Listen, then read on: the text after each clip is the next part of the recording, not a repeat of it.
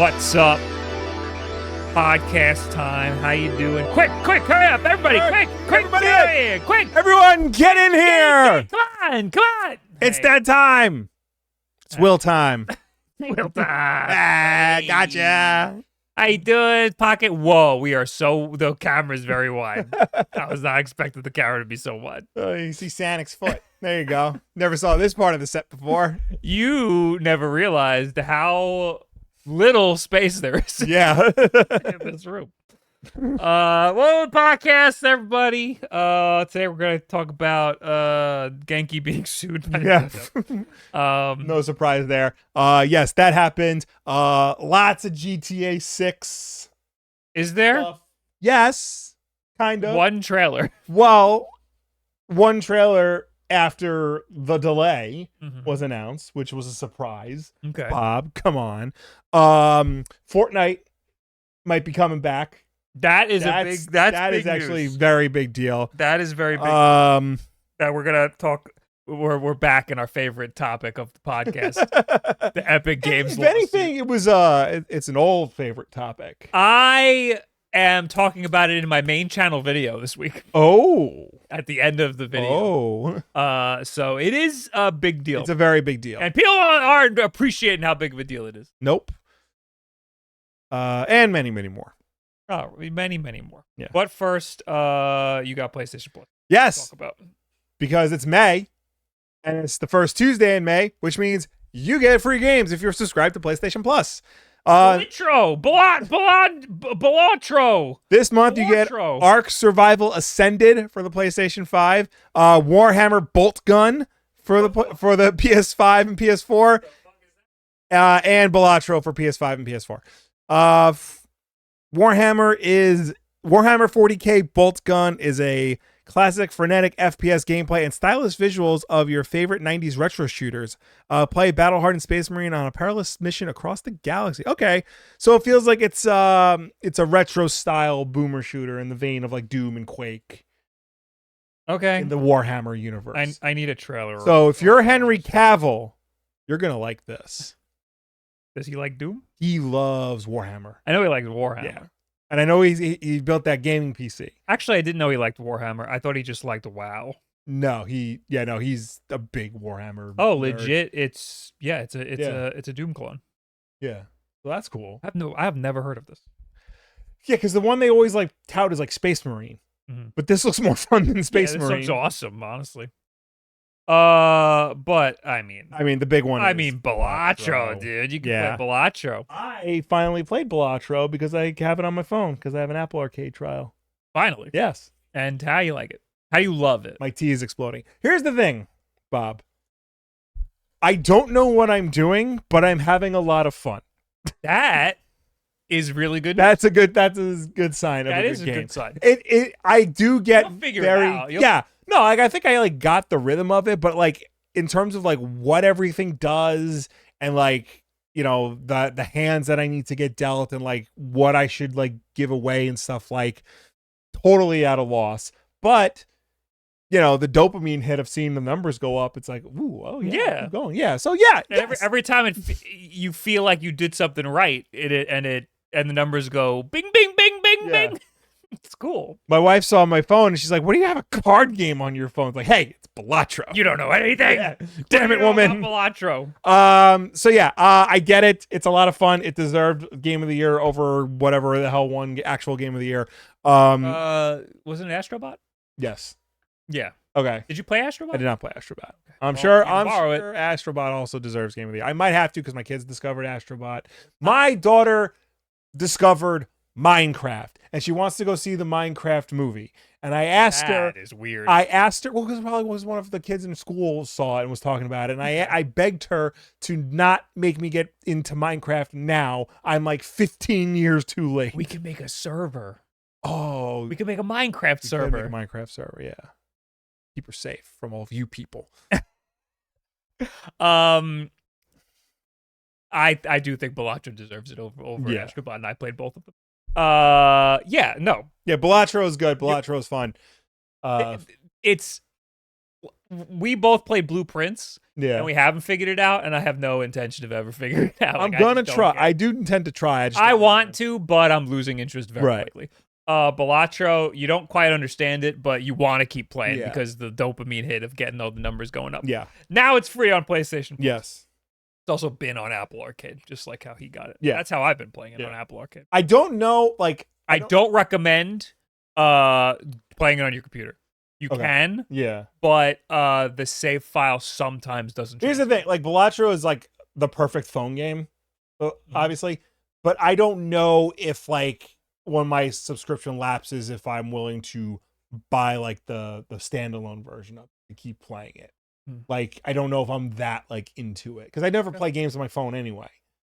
So But that being said, like it's the perfect pooper game. It is a good pooper game, I must say. Which is weird.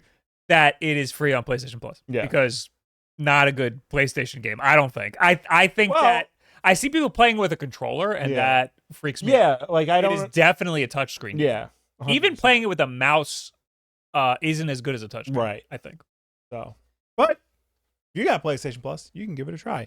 Now, Will, for the love of God, start adding Amazon games because there's so fucking many Amazon think that's why I don't, is because they're so fucking many. But they're so good. There are a lot of good ones. Now, especially now that they've included games you can redeem on Xbox.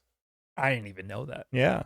Well, there's a bunch of Star Wars ones right now. Yes, because it was May the 4th. You know that day. Yeah, you know that day.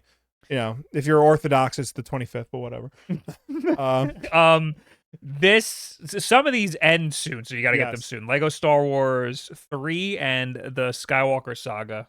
No, the Complete Saga. I'm sorry. Those end in 2 days. Oh, so does the Complete Saga and the Battleground Saga end in 29 days. Yes. Lego Star Wars 3. Wait, there's 2 Lego Star Wars The Complete Sagas? Oh. See, this is what I hate about Prime Gaming is because it's for different services. So Luna. Yeah, ignore Luna. We don't give a fuck about Luna. If you have GOG, then you can get Lego Star Wars: The Complete Saga and Star Wars Galactic Battleground Saga for the next 29 days. Okay, GOG's a good one. So if you get it, can you keep playing it after that? Yeah. Okay. Yeah. So get that shit. This is only if you have Amazon Prime. Yeah. By the way. What else? There's a whole bunch of shit. Yeah. What is interesting to me is Berserk Boy. I love Berserk Boy. Berserk Boy is great. Get that game. It's free now. You have Amazon Prime. Everybody has Amazon Prime. Yeah. You have Amazon Prime. Also, you can subscribe to this twitch.tv/WULFDEN for free, and it gives us $3. Yeah. There you go. Usually $5. Well, it's usually $5 for you. And then Twitch takes it. Actually, we get like $2.50 or something. Okay. They're really skimping. But it's completely, it's something you're already paying for anyway. So if you're a podcast listener, go to twitch.tv/WULFDEN, link your Prime account, and give us free money. Yes. Okay. And then also while you're at it, go get Berserk Boy, because that game's sick. I was literally booting it up when I saw the tweet that it was free. I was using it to try out one of my new controllers. So yeah, if you have Prime Gaming, you redeem the game and you get a code to redeem that code on it's either GOG, Epic Game Store, Amazon itself, or sometimes Xbox if you're lucky. Never Steam. That is a little annoying. Yeah. We don't have to go through everything. Right. Minecraft Legends is another big one. Thief Gold is another big one. Yeah, Minecraft Legends is for Xbox. Oh. Thief Gold, Mafia 2 there's and... two. It's PC and Xbox. Yeah. Mafia 2 and 3 I saw down there. Those are big games. Legacy of Kain. Oh. Blood Omen Legacy of Kain. Oh, the original. I might redeem that. There you go. I've been kind of wanted to play that. And that's all that I see with my eyes. There was BioShock Infinite for GOG. Really? Yeah. How did I miss that? Because maybe you need help with your eyes. There is BioShock Infinite. Wow. Cool. So there you go. Amazon Prime. Everyone's got Amazon Prime. Yeah. Anyway. Underscore. Thanks for the 86 months. Free money. See, he did it. Yeah. Edward Bova. Thanks for the 8 months. Charts in the Air. Thanks for the 4 months. I'm just hopping in to tell you the thumbnail for YouTube is awesome. Gotcha in the YouTube VOD. Also, try Expedition 33. I know y'all are not big RPG guys, but man, it's so well put together. I've heard that game is very good. It's a French-made game in the JRPG style that like does it really well. So much so that I think the president of France is even like, "We did it. We don't do anything. We don't do anything. Oui. Isn't the thumbnail what is isn't it Phoenix, right? Right? Yeah. Is that why it's awesome? Yes. Or did something go horribly wrong? No, I think they're complimenting the thumbnail being Phoenix Wright, and also new sentence, Expedition 33. Okay. I've been seeing people play Expedition 33 and it does look good. Mm-hmm. There's this like, it's a good example of this, like, I don't want to say art style, but it's like an effect of like, I don't want to say independence because they're not really, they're still a big company, aren't they? No, like not big, but they're like, not small either. They're triple I at least. double A, I believe. Okay. Is the term. Well, fucking, there's some weird effect where like games just look like Unity asset flips sometimes. Right. And Yes. this game, it has a very unique art style, but there's something about it, like the way that the hair strands are like really sharp, Mm-hmm. and the way that like the fucking like frame rate like jitters in a certain way, like it looks like a low budget game, Right. when it's clearly not, because it's a huge scope to the game, and it does seem to be very stable. It's made in Unreal 5. 30 people did it. There you go. Yeah, I don't. It's not like a. No, I know what you're saying. Yeah. It's hard to describe it, Yeah. but you know it when you see it. It looks like something that is going to just destroy your GPU, no matter what settings you use. Yeah. Anyway, more people. Mega Dragon extra 27 months. I'm glad Twitch didn't lose my streak. And he used Prime. Yeah. LJ, thanks for the 46 months. And Wolf, damn it, thanks for the 40 months. Hey, Wolf Bros, did you hear about Marvel spoiling Thunderbolts on Monday? That sure was odd. I bet Will has some strong opinions on it. Oh boy, do I ever. Because you have Thank it. You actually want to see it. I do want to see I it. kind of want to see it. I'm going to go see it on Friday. Mhm. Like my wife and I, we're going to drop the kids off at Grandma and Grandpa's house, and we're going to go see this movie. But did you see like Marvel spoiling And I don't want to know. Okay. So I won't say what it is because I'm not a jerk. Okay? I'm trying to understand. The Marvel of like 6 years ago made a big deal. Oh, Thanos demands your silence. Don't spoil the ending of Infinity War and Endgame. Don't be that jerk. And now all of a sudden, this new Marvel, which hasn't been doing very well recently, is like, you know what? Fuck you if you haven't seen our movie. We're going to spoil it for you anyway, you jerk. You should have seen it. Get bent, asshole. Piece of shit. So It's not like a big spoiler, but you know how like Thunderbolts like has an asterisk in the title? No. That has an asterisk in the title. Okay. That explains what the asterisk is. And it's a pretty big twist Okay. to it. And like if you see the movie, I'm sure like, oh, that's kind of cool that they did that. But now like why bother seeing the movie? Because they kind of ruined it for you. And like that's so like disrespectful to your audience and to like people who like would potentially want to go see the movie. Not everybody can see a movie opening night. This isn't, 2015 anymore. People got lives, people got jobs, people got kids, people got other things that are more important to take care of. It's 2 weeks. Yeah. It's 2 weeks you give till you start posting. Like that's been it for a long time. Going to the movies is a hassle. I know, like, all through COVID and pandemics, like, oh, we got to save movies. The magic of the cinema, the magic of going to the theater. Like, the magic is, like, not really what you think it is. Like, yeah, it's cool seeing a movie on the big screen, but, like, if fucking you get a cinema like the Minecraft cinemas, we're all throwing popcorn and shit at you and all screaming out. That sucks. I don't want to experience that. Maybe I wanted to wait till it's on Disney Plus. I do miss a little bit the movie magic of going to the midnight launches. Yeah, like when we used to do that. But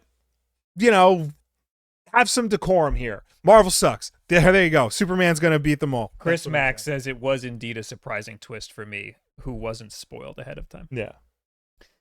My poor wife, who's like not terminally online like I am, is minding her own business. She was looking at ticket times, and then they changed the poster on Fandango to like the spoiler, and she's like, "What? Just do that?" Yeah, she's like, "What's this?" And like I had to explain it to her, and I'm like, "Yeah, that's what it is now. Also, that's not how it is in the comics." And I'm like going off and off. She's like, "Oh, I still want to see it." I'm like, "Yeah, we're gonna see it." Now I'm very curious, Yeah. but I'm probably not gonna see the. But I'm sure it'll be spoiled for me eventually. Right. My favorite spoiler story was back in the day. It was, what was it? Scream, one of the Scream movies. Yeah. Our friend Jerry used to just post spoilers all the time on like Facebook and shit. Yeah. We were in the movie. Midnight launch, the very first showing on the East Coast. Mm-hmm. The second the killer took his mask off, he got his phone and tweeted who the killer was.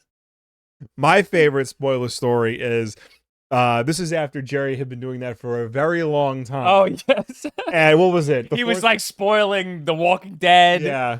And whatever else. And I think it was The Force Awakens. He's in the chat. He couldn't see it opening night. Oh, so everyone was sending him spoilers. Yeah. Get fucked. And then he was blocking everybody. Yeah.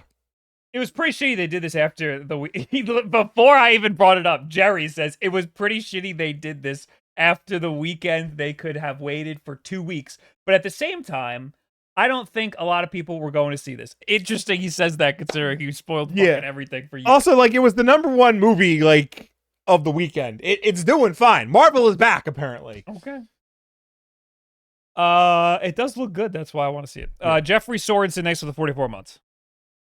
Moving on to some actual news. Yes. Why don't we? What is the news? Oh, Nintendo is that they actually have a real lawsuit. Yes. Against Genki. Yes. Who are the ones that they got a lot of news for legitimizing the leaks of the look of the Switch 2. Yes, they had showed off 3D printed mock-ups and renders of the Switch 2 before Nintendo officially revealed the Switch 2, and now Nintendo is fighting back.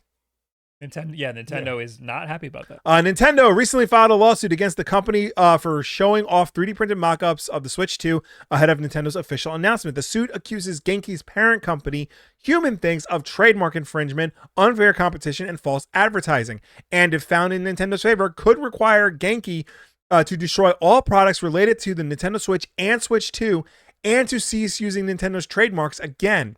Genki has now posted a statement on Twitter stating that it's currently consulting lawyers, but will continue working as normal while discussions continue. You may have seen that Nintendo recently filed a lawsuit against us, the statement reads. We're taking it seriously and working with legal counsel to respond thoroughly. Thoughtfully. What we can say is this: Genki has always been an independent company focused on building innovative gaming accessories for the community we love.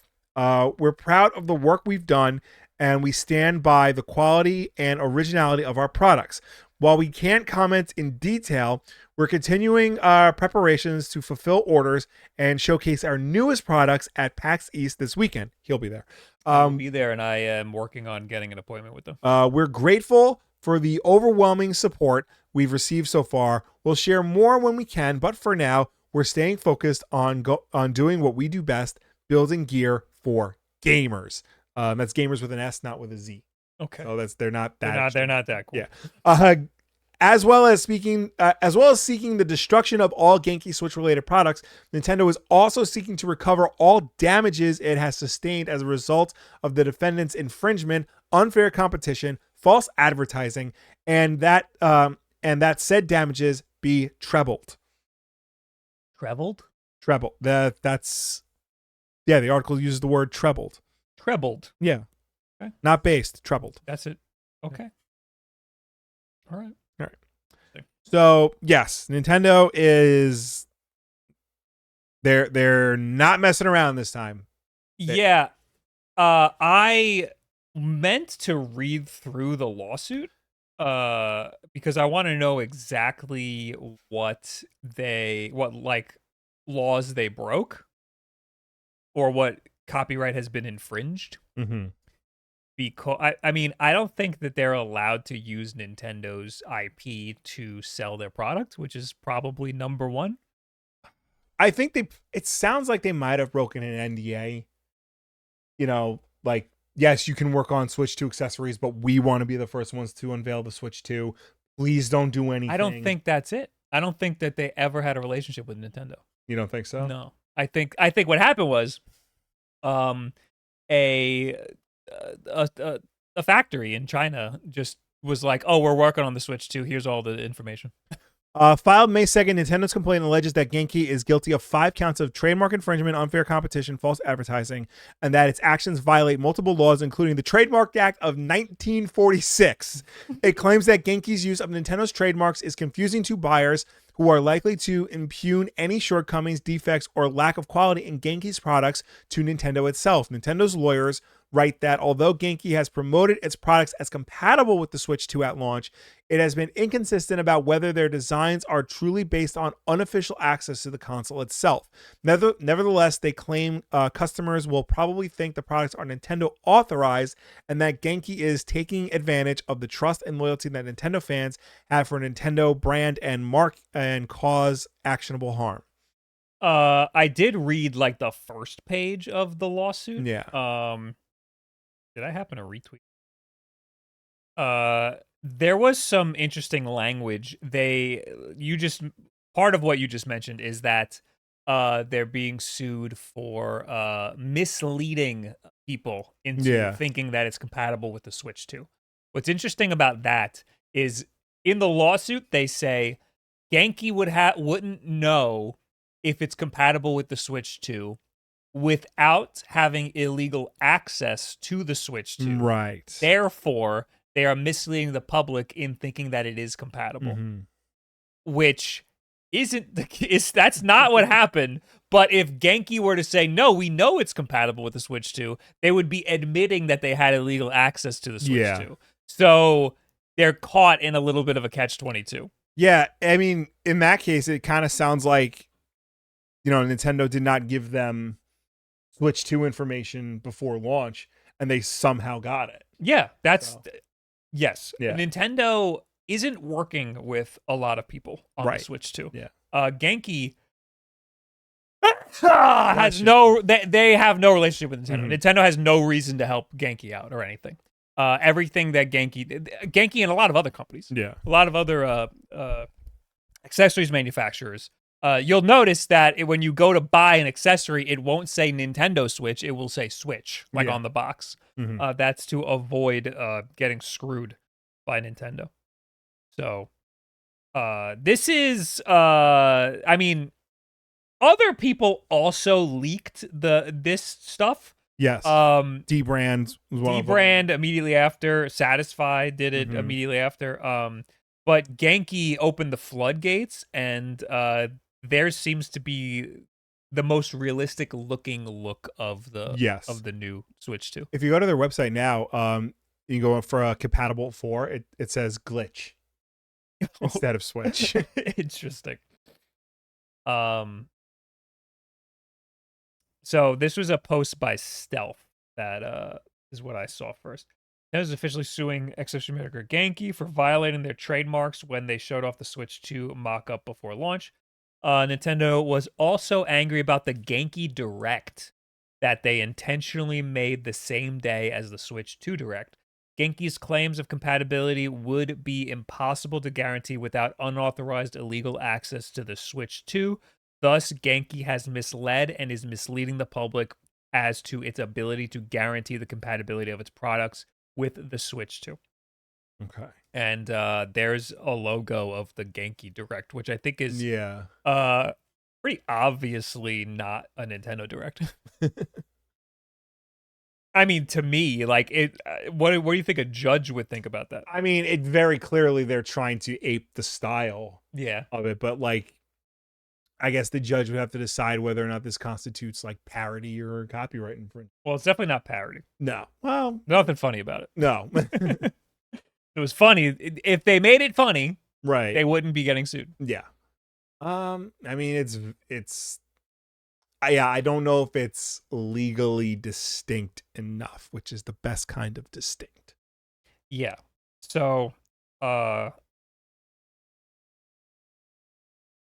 there's also other people who do direct style stuff or ape the style of Nintendo. There's a certain podcast out there that's very yeah similar in style.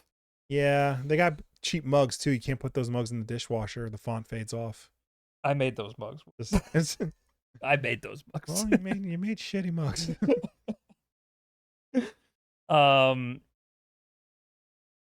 Anyway. Yeah, I don't know exactly how Genki got their hands on it. And I mean, other people did too, but I think other people ended up getting their hands on.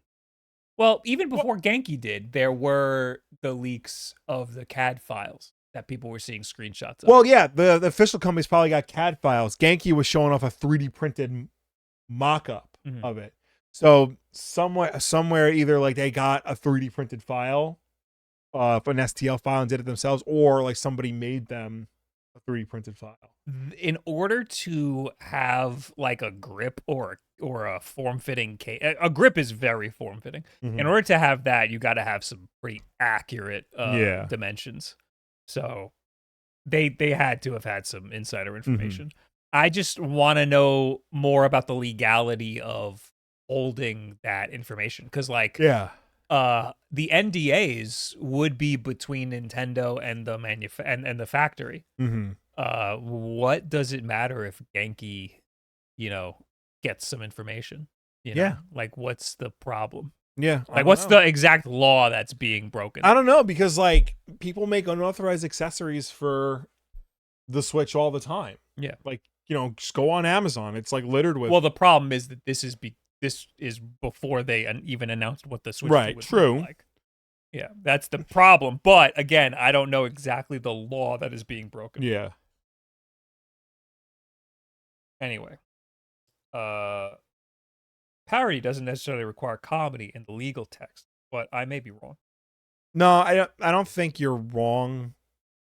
It has to be transformative is the word. The jury has to laugh, and if they don't laugh, then you're going to jail. In the real world, they say transformative, like you have to be able to take the original work and like transform it in some way that like it can be recognizable, but it has to be significantly different from what you're, interpreting. So, and I don't know if the Genki Direct necessarily did that. And if anybody asks, I saw the CAD files on the internet, and I traced them in my own software and printed them myself. If anybody asks. But now, like, this bit, like, so they're going after Genki. Are they going to go after anyone else? Because a lot of people leaked Switch 2 information. It's very possible. It's very scary because like I understand a little bit why they are going after Genki so hard. Yeah. But the floodgates, that could open floodgates. Yeah. Nintendo has been more and more litigious the more we've been doing a fucking podcast. Yeah. And it's getting pretty terrifying because nobody is stopping them. Yeah. They haven't been losing any lawsuits at all. So, this is just particularly scary because I don't know exactly what law is being broken. Yeah. Or what infringement is happening. The only infringement I see is them using Nintendo's IP, which would make the most sense. Right. But again, just getting some insider information, what law is being broken. Yeah. Maybe there's Chinese laws I don't know about. Maybe Japanese laws I don't know about. But this seems isn't this in the US? It seemed like the lawsuit seemed very American to me. I mean, I think they're filing it in the US. I just closed all my tabs. Yeah. But Genki's a Chinese company, right? Nintendo of America. Yeah. Human Things, a Delaware corporation. Okay. They are definitely not American. Genki is not American. Right. Well, they're suing Human Things. I don't know where Human Things is. Right. I'm pretty sure Genki is not. They're not American. Do they not have an About Me page?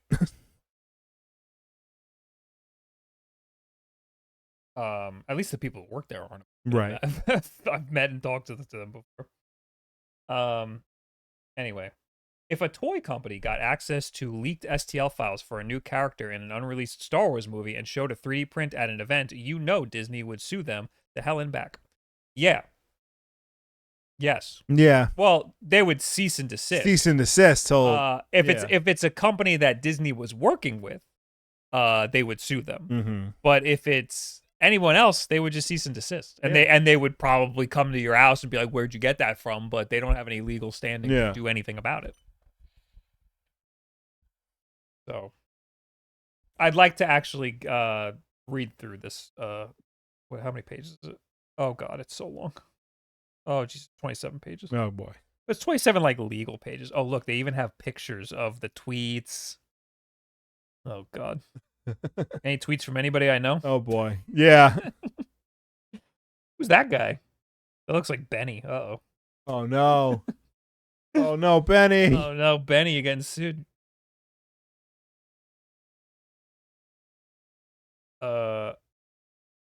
Who's Ryan Cohen? Send me a DM with your order ID and the issue.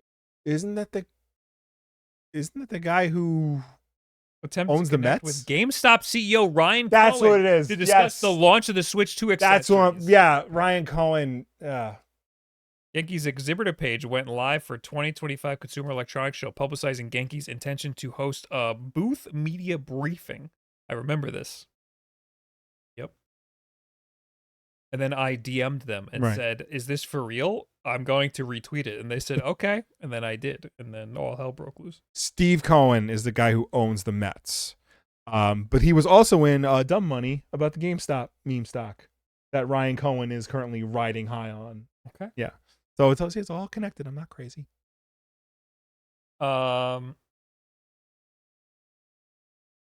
Curious why they want to shut down the Department of Education. What does that have to do with fucking anything?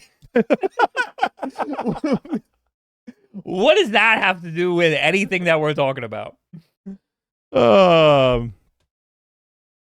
Anyway.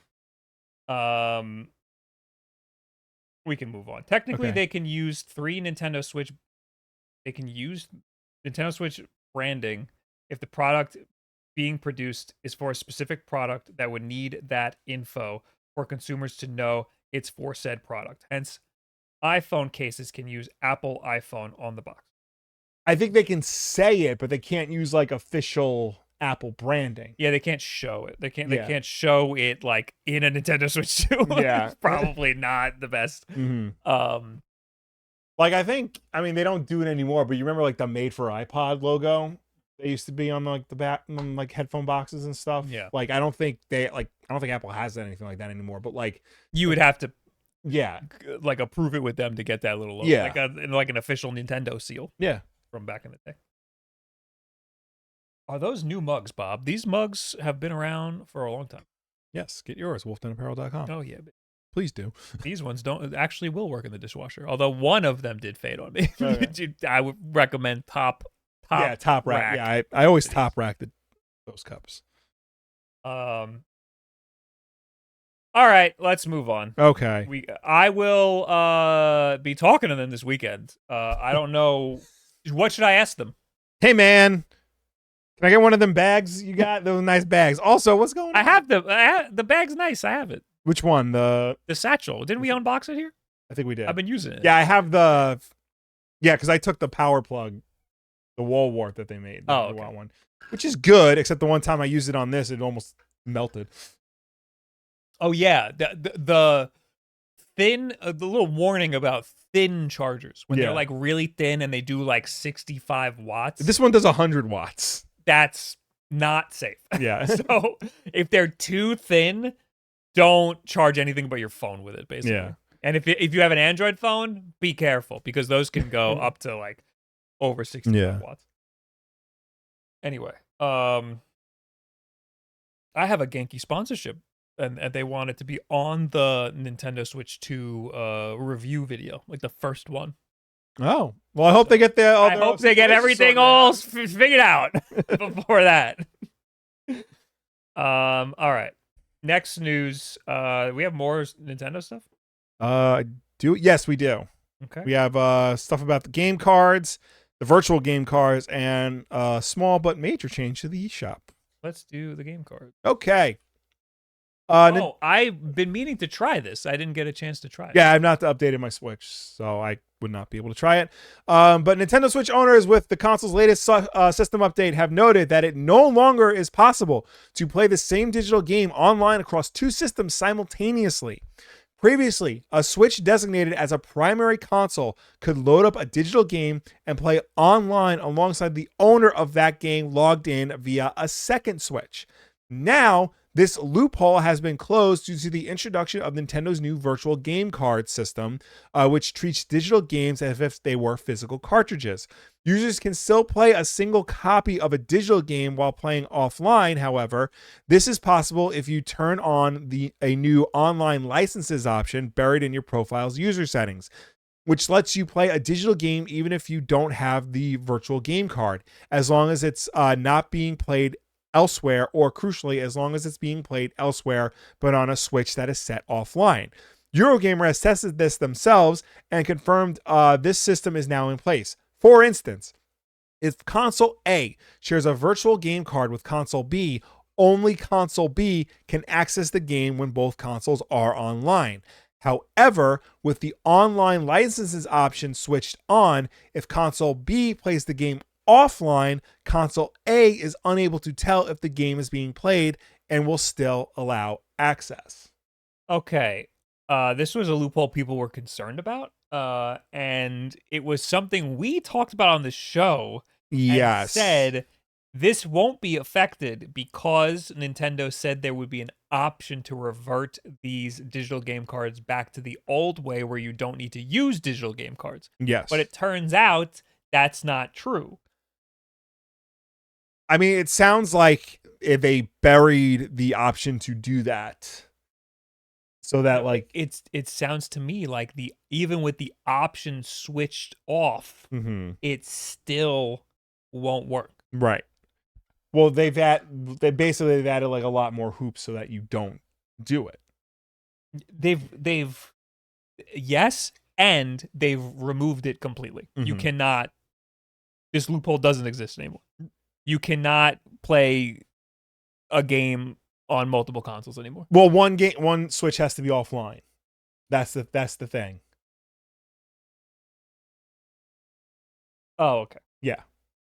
So like if I share a game with you, you can play it, but I can't. However, if you set your Switch to offline, we both can play it. The issue is here.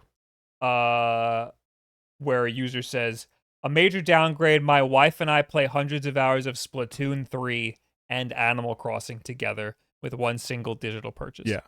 You can't play online games anymore. Right. This is a loophole people use to play like Mario Kart. Yeah. Splatoon. That shit is just not possible anymore because one of them has to be offline in order to do it. Yeah. So this sucks. It sucks because this was like touted as an easier way to share your digital games with people, and now it just made it a little bit harder. The way that you handle using multiple Switches has been really annoying. And I thought this update was a way to make that easier. Yeah. And it kind of did, but at the same time, it ruined a way that people have been enjoying using their Switch. Yeah. Which sucks. But that was a loophole that I don't think does that sort of loophole exist on other consoles? Like, I don't think you could play online on two separate games. You can't even do that on Steam. Yeah, I don't think even if it's online, I don't think like we could play the same game at the same time. Yeah, on any console. Yeah. So it is strange that was even available at all on the Switch. Well, no, I think on Xbox, as long as like the parent account is like there, you can. Like on the primary console. So like if I buy a game on Xbox and my profile is on your Xbox, right, you have access to the game. Right. Because my profile is on your Xbox. Right. But like if I'm at home and you're here, I think we can both boot up the game at the same time and play together. I understand what you're saying. I'm not 100% sure if it works like that. Does anybody in the chat know if it works like that on any other console besides the Nintendo Switch? It does allow easier sharing. Don't have to share account login info. Yeah, no, that's cool. But I do want to investigate this because I want to see how it works using a secondary Switch. Yeah. Pass my games back and forth. Because I have a video where I talk about how annoying it is to have a Switch Lite. Yeah. One of the comments on Reset Era says that you can do this you can play online while game sharing on PlayStation and Xbox. On both of them? That's what Reset Era says, and I don't know. I've never been steered wrong by Reset Era. Hopefully the new LAN sharing is back ported to Switch 1. Hopefully they completely changed the account system altogether for the Switch 2. Well, they said part of also in this article it's noted that like this update also added support for Switch 2 owners can share the game like with one copy, like for multiplayer purposes, even if you have a Switch 1. So I think that's all part of it. It sounds like the Switch 2 is going to have a very similar account system to the Switch 1. And it needs a massive overhaul because that's really concerning. I mean, a lot of things about Switch Online need a massive overhaul. Nostalgic Legends in the chat says, I was able to play Gears of War with my brother with PC and Xbox on one purchase. That doesn't make any sense to me. Yeah. How do you get a PC and an Xbox version of Gears of War in one purchase? I mean, if you buy it... That sounds like a Game Pass thing. Maybe. No, I think if you buy it on the Windows Store, you get the PC version and the Xbox version. Really? I think. I've never heard of this. I've never heard someone correct me on that. But saying Microsoft Store. Yeah. I've never heard of that. So yeah, if you buy it on PC. That's the first time I've heard something positive about the Microsoft Store. Xbox has one nice feature. Xbox Play Anywhere. Not all of them. A lot of Microsoft games have them. Yeah. Okay. So, this was something people were really concerned. Gavin actually was concerned about this. Yeah. And he got screwed, I think. I think this ended up screwing him. We thought we had it all figured out, and it turns out we didn't. Nope. I mean, that's classic Nintendo, right? A complicated solution to a very simple problem. Yeah. All right, before we get into all of the Epic Games stuff, let's do the next Nintendo thing. Okay. Nintendo makes a small but major change to the eShop. Firmware version 20.0.0 made some other equally notable but less advertised changes, including a major shift to how Nintendo ranks best-selling games in the eShop. The results could have big ramifications for how games are discovered on one of the biggest gaming console install bases in history and could help alleviate some of the platform's slot problems. Prior to Wednesday's update, the bestseller section of the eShop covered the last 14 days and was arranged by total downloads. Now, however, the list is arranged by total revenue a game has generated from just the last 3 days. The shift was spotted by GVG and documented at length on YouTube. While there's still an option to revert to the previous view, the eShop now defaults to ranking games by revenue rather than individual units sold. Game discoverability expert Simon Carlos posted on LinkedIn, speculating that this could stop companies from trying to game the charts by running steep discounts to gin up downloads, an incentive structure that led to lots of shovelware crowding out better quality games on the bestsellers list. But he adds that it will also make it harder for cheaper games, including lots of smaller indie titles, to compete for high-ranking slots against pricier blockbusters. So everybody knows that the eShop is like terrible to browse on. Yes. It is it just has a lot of slop. Has Yeah. a lot of games that nobody wants. I don't think it's a big deal. I don't think it's too bad. I mean, it is. It's bad enough because like if you in the old system, if you go to the eShop and you go to like the best sellers list, you're not seeing like necessarily the latest and greatest.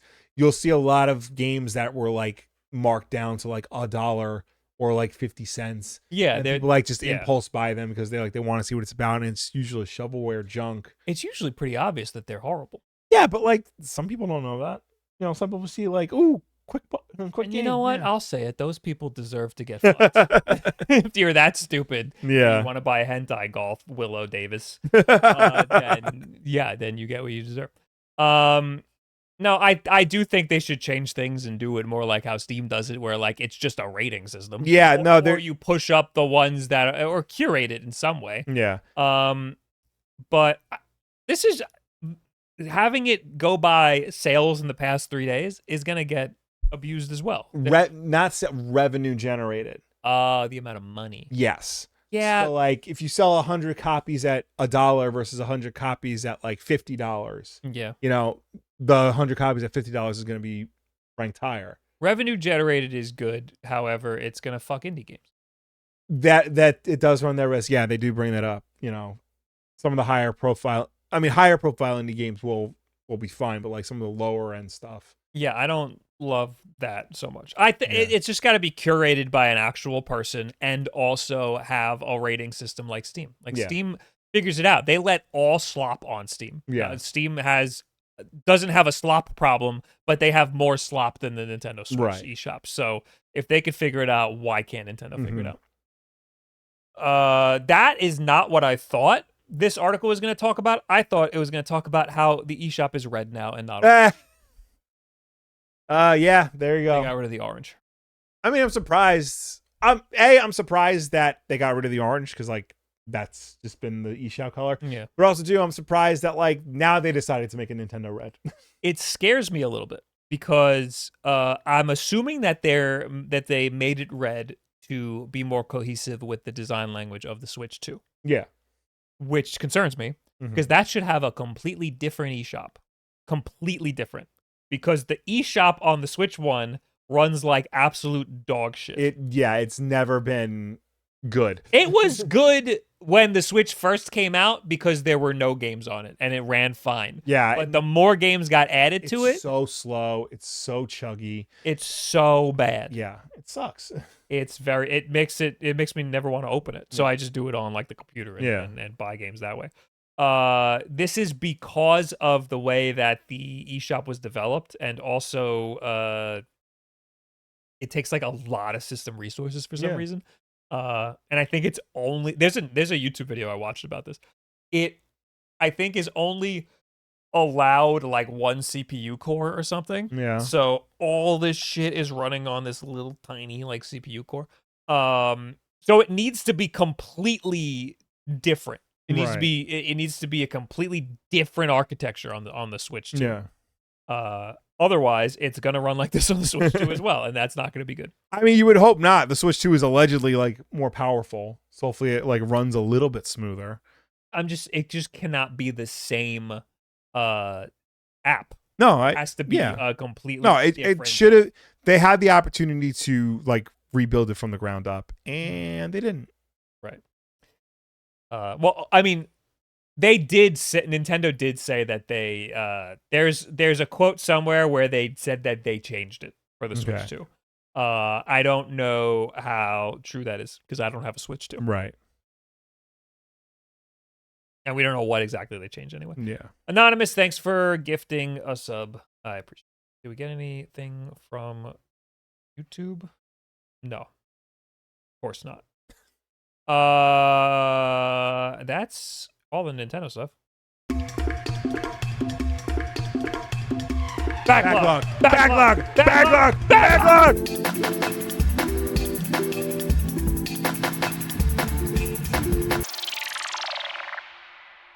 Hey guys, it's the Backlog.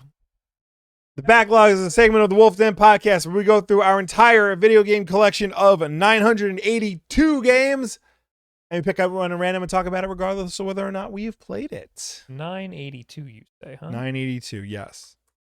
We're doing number 7. Okay. Oh boy. Are you ready? Nope. NFL 2K for the Dreamcast, What the baby. fuck? You wanted to let's talk about buying games for 50 cents NFL. on impulse. Who did this? Me. Why? Why would we get NFL 2K? Let me say this again. It was 50 cents at Babbage's, okay? Because back in the day, before like you could just go into the eShop and buy a game for 50 cents, you had to walk to the local Babbage's, which was not close.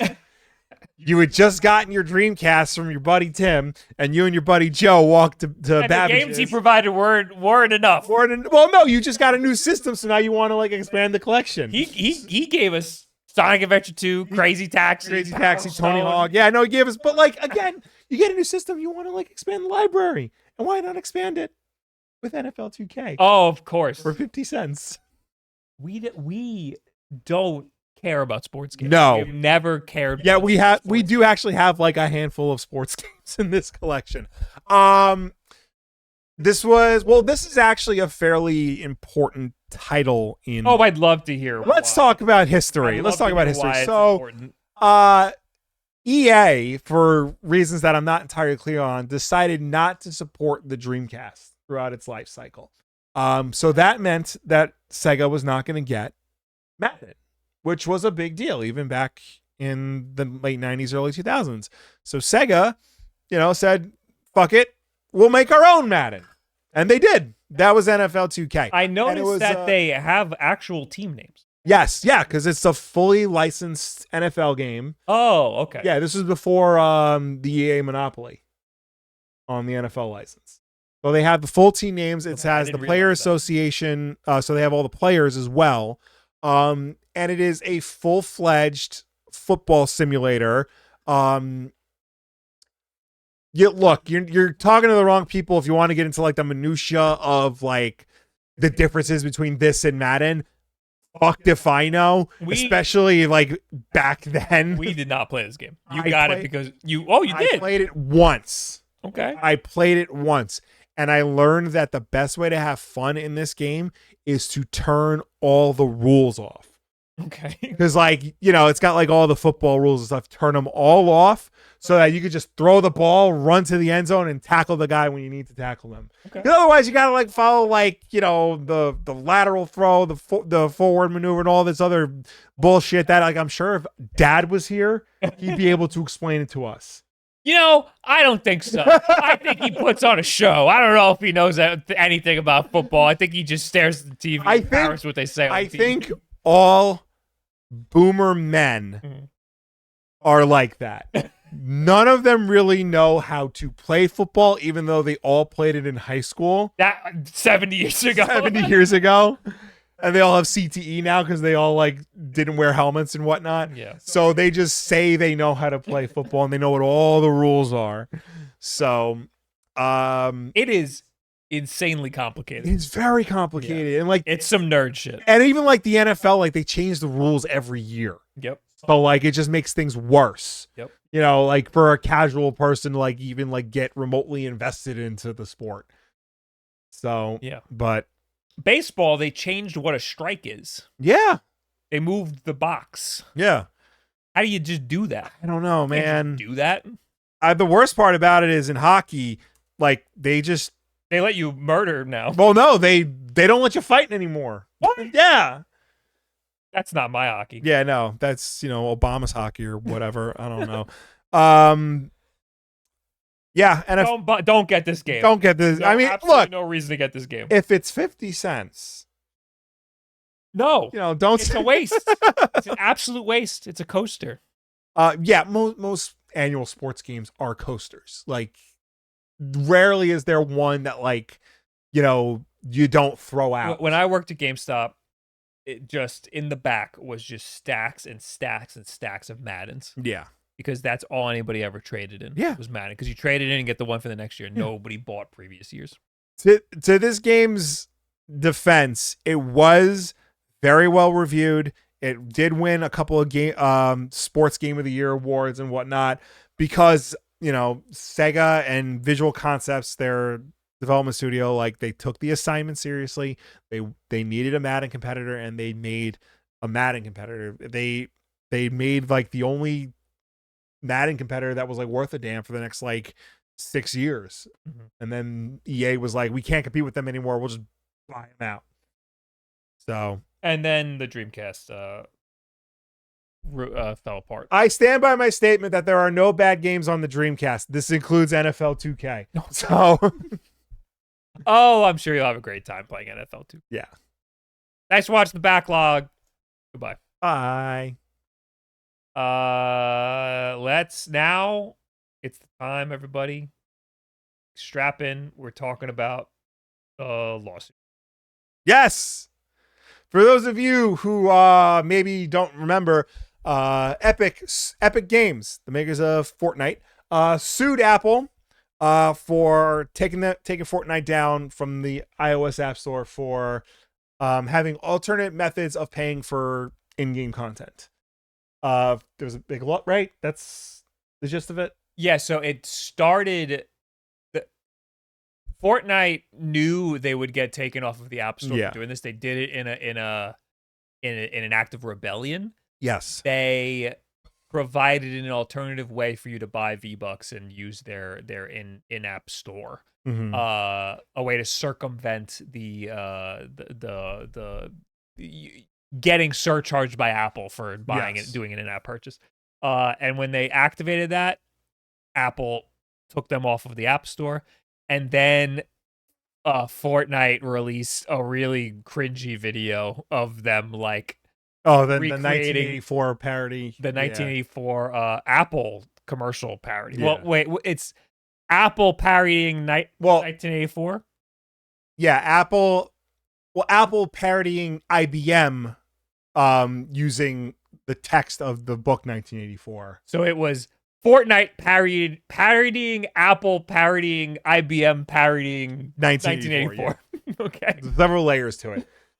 Very long story short, Fortnite allowed circumvention of in-app purchases. That's against Apple's T's and Apple C's. said no. They sued Apple. They've been suing Apple for years. So of that lawsuit, what's important, I forgot like how many like points like Epic was suing against. There were a lot, yeah. Apple won the entire lawsuit except for 1 point. The judge said that Epic won this 1 point. Apple must provide ways of alternate purchases of in-app purchases. In America. This is all in America. In America, because in the EU, they won more than that. Yes. Yeah, that's why you can like sideload apps now and stuff in the EU is because of this. So but that's the big thing. So the judge ruled that Apple must allow developers to offer alternate methods of payment that don't involve going through Apple's methods. Right. So this was in, I think, this was in 2001. And for the past 4 years, Apple has been basically dicking around, dragging their feet, not taking it seriously, and even offering solutions that were even more harmful to developers. Yeah, they even did this in the EU. They maliciously complied, and then in the EU they got reprimanded heavily. Yeah. So now Epic versus Apple judge Jovan Gonzalez Rogers just ruled that effective immediately, Apple is no longer allowed to collect fees on purchases made outside apps and blocks the company from restricting how developers can point users to where they can make purchases outside of apps. Apple says it will appeal the order, because of course they will. The ruling was issued as part of Epic Games' ongoing legal dispute against Apple, and it's a major victory for Epic's arguments. Gonzalez Rogers also says that Apple willfully chose not to comply with her previous injunction from her original 2021 ruling. That Apple thought this court would tolerate such insubordination is a gross miscalculation, Gonzalez Rogers says. As part of the ruling, the judge says that Apple cannot impose any commission or any fee on purchases that consumers make outside an app, Apple cannot restrict developers' styles, formatting, or placement of links for purchases outside of an app. Apple cannot block or limit the use of buttons or other calls to action. And Apple cannot interfere with customers' choice to leave an app with anything beyond a neutral message appraising users that they are going to a third-party site. So part of the whole, this current legal case right now, the one where the Judge Gonzalez Rogers came after Apple. If you actually, The Verge has a really good like breakdown of all this, and they actually like have the legal documents and stuff. There's emails and meeting notes from within Apple going over like how to handle this. Mm-hmm. So like the number they settled on, like they like previously Judge Gonzalez Rogers says like you can still charge like a fee.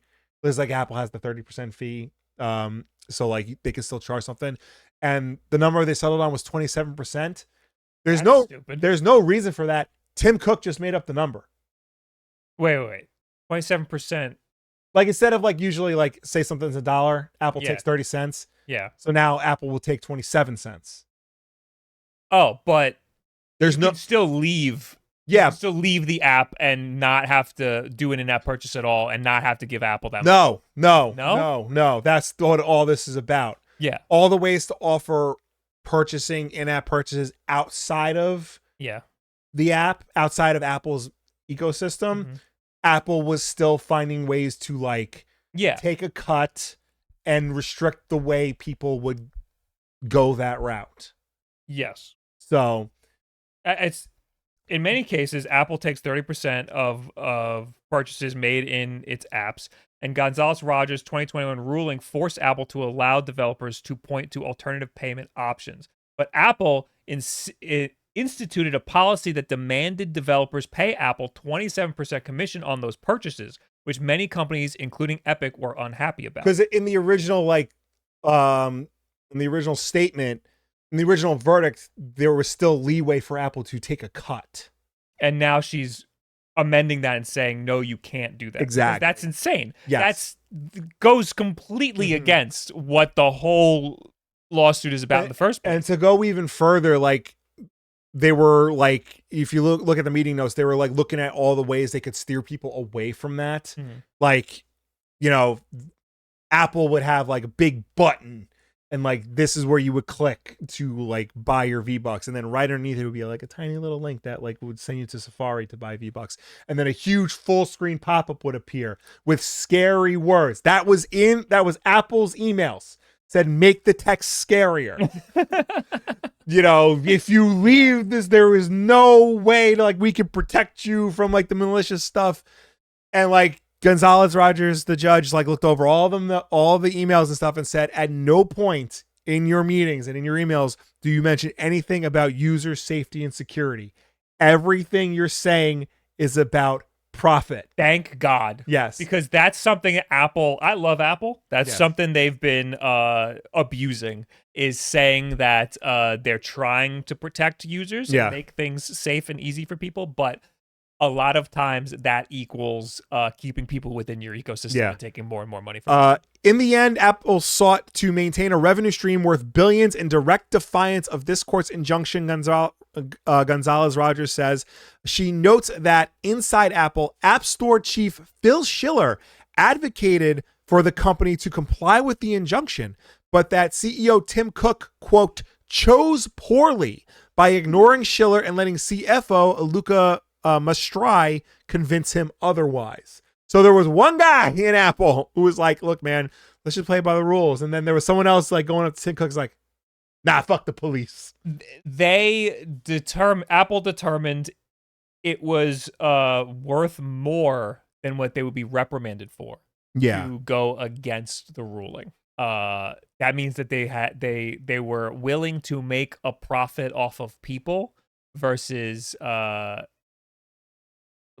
pay out. Like they would make more abusing this language than they would if they just agreed with the courts. Well, I think because like I don't think people realize just exactly like how much revenue they generate from that 30% cut that they take.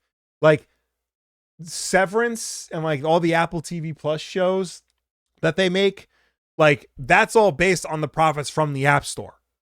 Like they don't care if they make any money off of that. That's just them like basically spending their pocket change to make, decent TV. That it's all from in-app purchases, and now this completely changes the payment structure of how Apple works. I want to know, I know that a lot of people really just don't like to even think about in-app purchases. Yeah. They think they're the devil just entirely. Yeah. And I understand that to a degree. I want to know where the potential problem is here, because I don't see one. I can't think of other than there could be like nefarious apps that make you go to a different website to buy stuff, but like use your brain. Well, that's the thing. Like, this doesn't just affect games. This affects like the entire App Store. Yeah. Like one of I don't know if it's changed yet, but like Netflix and Spotify, you cannot subscribe to Netflix or Spotify through the app. Yeah. Previously, there would just be a wall of text that says, "Please go to your web browser and pay for a subscription there." Because if you did it through the app, Apple would take a 30% cut, and then they would have to charge more. Yes. You can subscribe to us on twitch.tv/WULFDEN using the Twitch app, but it is, I think, $1 more. It might even be $2 more. I filmed a B-roll shot today of me subscribing to twitch.tv/Swedish, and it was $8 instead of $5, I think, which is like insane. And then I hit subscribe, and the app crashed. You are starting to see some slow changes now. Like if you go to the Kindle store and you want to buy a book, now it'll have a button that says "Get Book," and that'll take you directly to Safari to buy the book. Whereas previously there was nothing. This will definitely hurt a lot of. This will hurt a big revenue stream for Apple. Yes. Because a lot of apps now, basically every app is just going to make you leave the app store. Yeah. So, we bring this all up because this is really about Fortnite. Epic CEO and friend of mine, because he liked a tweet of mine one time, Tim Sweeney, says that following this ruling, yes.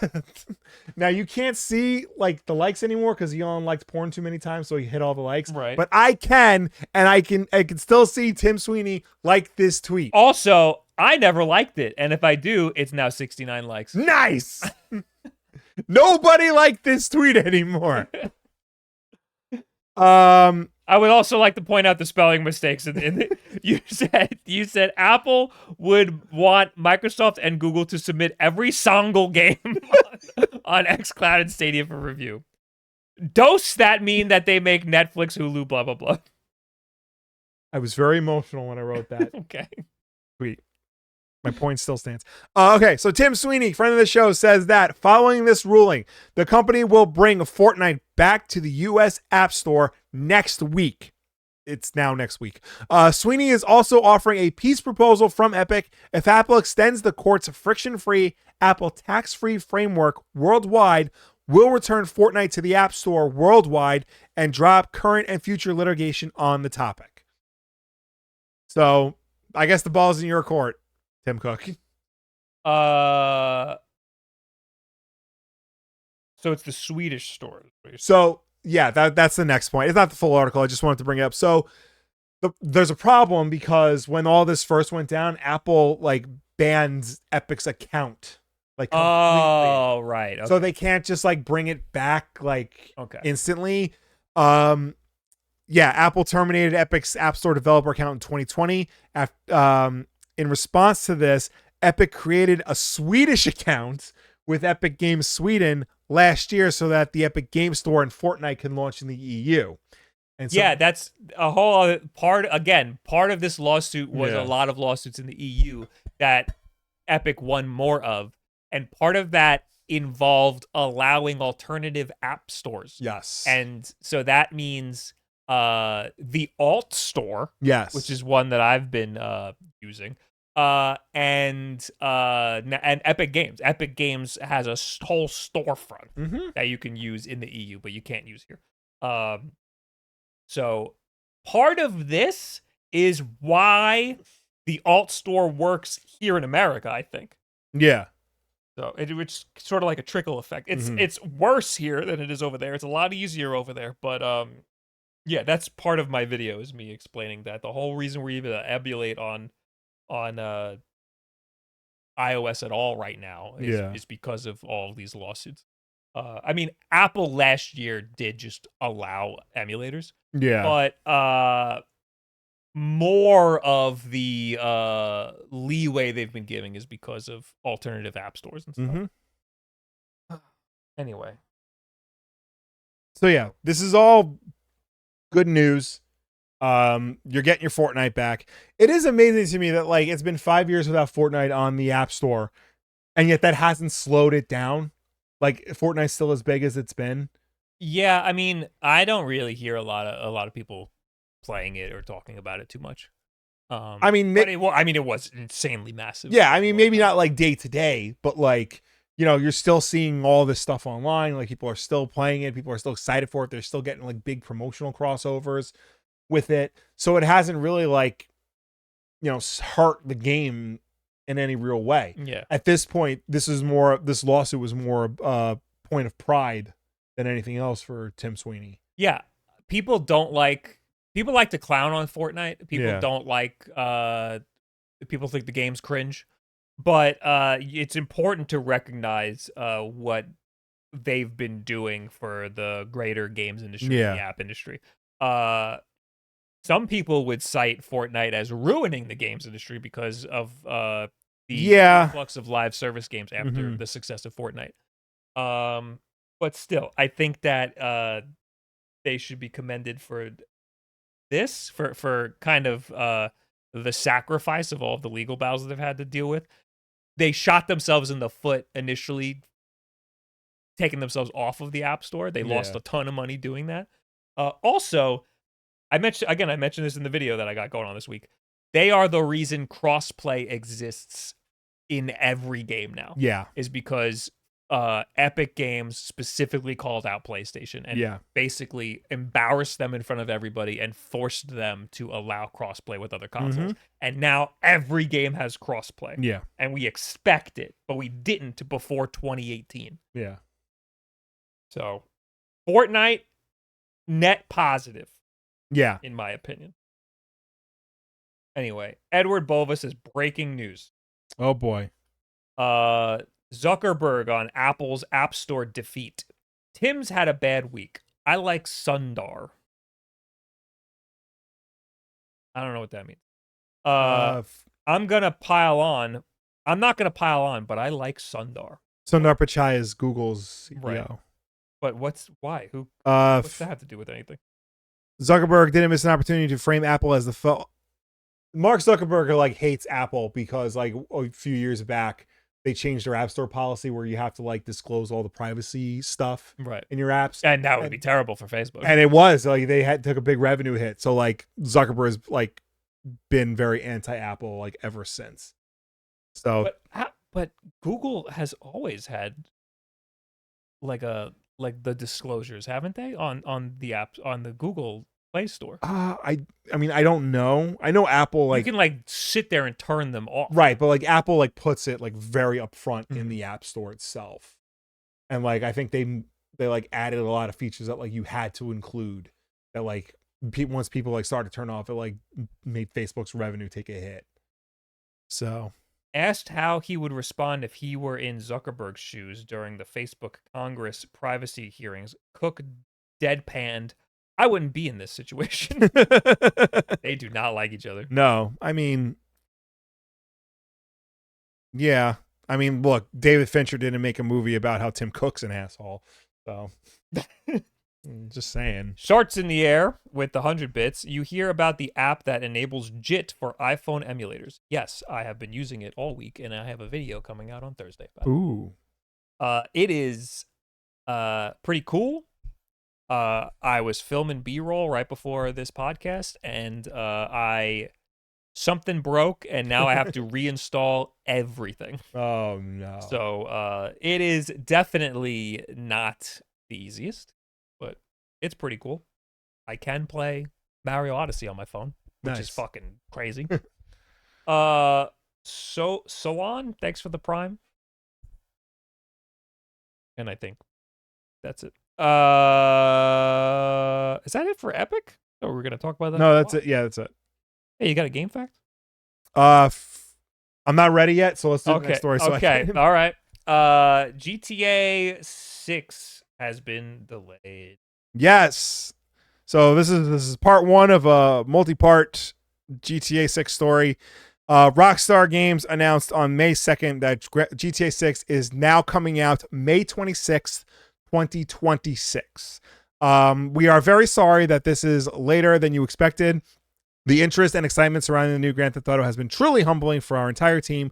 We want to thank you for your support and your patience as we work to finish the game. With every game that we have released, the goal has always been to try and exceed your expectations, and Grand Theft Auto 6 is no exception.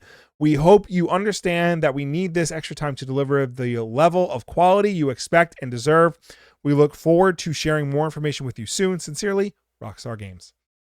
I mean, this is huge news because this is the biggest game possibly of our lifetime. Yes. But I don't care that it's delayed. Like I mean, like, I've waited long enough. I could wait a little. Yeah, longer. I think grand scheme of things, like nobody's like upset that this game like got delayed. We understand why it got delayed. We expected it to get delayed. Yeah. Because that's just how Rockstar rolls. They reveal the game and then silence and then delay. I think the bigger deal, at least in my humble opinion, is now we have a date. We have an actual May 26, 2026 date, when before it was just a nebulous fall 2025. Yeah. So now we have an actual calendar day that we can anticipate the release of the game. And also too, a lot of developers and publishers were hinging like their releases around when this game was going to come out. Like people were waiting to say when their game was going to come out because they didn't know when GTA 6 was coming out. Now they know. So now they can better plan accordingly. Yeah, which is good because if you're working on a game for like 3 years, like you kind of need to like you got to release the game. Yeah. So knowing when Grand Theft Auto is releasing so you can make room for that is very helpful. And it's far enough away. It's a whole year away. So even games that are releasing within that window now have time to release before or after that. Yeah. So I think you can expect next summer to have a fuck ton of games. Yeah. And I think you can expect May to have almost no games. Basically only be Grand Theft Auto. Yeah. I do think it's interesting though, because I mean, industry analysts and like finance people and all that, they're all saying like people are waiting for Grand Theft Auto 6 to come out because that's going to be the game that like sells PS5s and Xboxes and PS5 Pros and stuff. Because like they were waiting for that to jump into the next generation of consoles. Now they're going to wait even longer. Yeah. So what does this mean for the industry as a whole? A lot was riding on this game for the entire industry. You could argue maybe unfairly, but how is this going to affect the entire industry this year?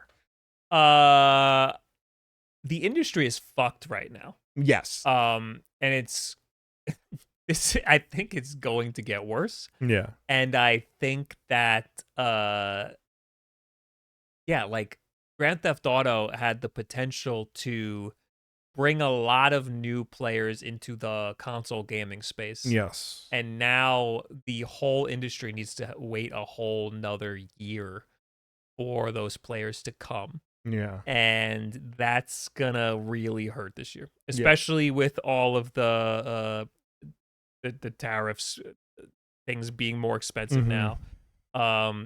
The demand is going to dwindle a little bit. Yeah. I mean, the Switch 2 is going to help a lot. Switch 2 is going to help, but like that's not enough. In terms of like individual games, like Borderlands 4 is not going to be it. Ghost of Yotai is not going to be it. Yeah, I think a lot of people were banking on Grand Theft Auto 6 bringing a lot of new players. Yeah. And especially for this holiday. Like I'm imagining Sony like trying to fire out a bunch of PlayStation 5s. Yeah. Maybe they make it to port and they have to pay all these goddamn tariffs, and then they find out, oh wait, no one's gonna buy one this holiday. Yeah. They're gonna wait till next May. So yeah. I mean, good that they got the info out early enough so everybody can plan around it. Yeah. But I don't know what's going to happen this year. Yeah, because of this. It'll be interesting to see.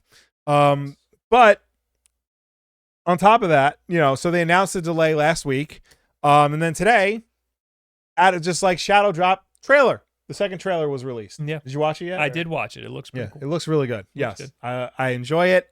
I think it's obviously it's gonna be a game. I like the vibe of it. Like it's two main characters. Was it Jason and Lucia? It's a couple. Yeah. I like the idea of that, that you switch between the character. I'm imagining you switch between the characters in a similar way that you do in Grand Theft Auto 5, except there's only 2 instead of 3. Yeah. But they're a couple. Yeah. So there's a better connection. Yeah. And like you see from the trailer, like there's definitely a sense of like romance and affection between the two.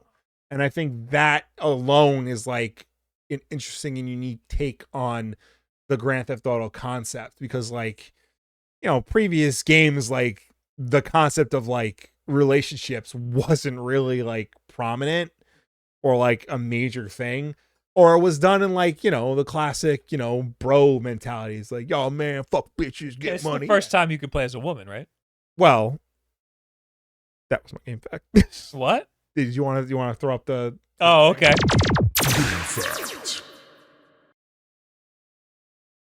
So Grand Theft Auto 6 is not the first Grand Theft Auto game where you can play as a woman. Really? Yes. Can I guess? Yes. Chinatown Wars. No. Damn it. The original Grand Theft Auto for the PlayStation 1 lets you play as 4. You can select your character. Okay. And you had the choice of 4 women. Mickey, Katie, Divine, and Ulrika. The first Grand Theft Auto. In addition to that, Grand Theft Auto 2 for the Game Boy Color, you can play as 2 women. Again, pick your character, but Candy and Gretchen were 2 playable characters. Can you pick a character in Grand Theft Auto 2? Because I played Grand Theft Auto 2. Not the Game Boy version, but the regular version. I don't think you can in the regular version. That's crazy. Yeah. I didn't even know you could pick characters in those versions. Yeah. So, and that was the last time you could play as a woman until GTA Online. That was probably the last time you could pick a character in GTA Online. And Grand Theft Auto 6 is the first mainline game where you can play as a woman since that. I did not know. Yeah. That's very interesting. There you go. And that was your... I was going to say, Grand Theft Auto, historically sexist. Yes. Like, a lot of sexist jokes. Yeah, but like, yeah. In like a South Parky way.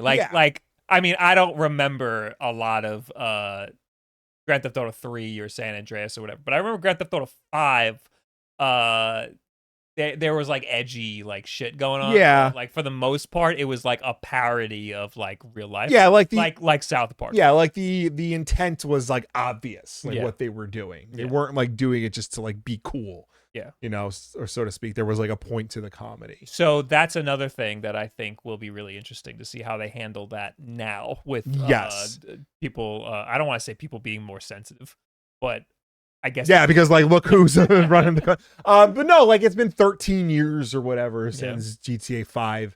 A lot has changed. A lot has changed from GTA 5 to like GTA 3. Yeah. So, yeah, it's obviously going to be a different game story wise than what it was back then. And I think judging from this trailer, just the fact that like this is obviously a couple like in love. Yeah. Like that alone is it's a huge difference. Because I'm thinking back to GTA 5, like Michael was married and had a wife. He fucking hated his wife. Yeah, that's what I mean. Every time you see a woman in in a third person Grand Theft Auto game, there's there's a reason why you're seeing the woman.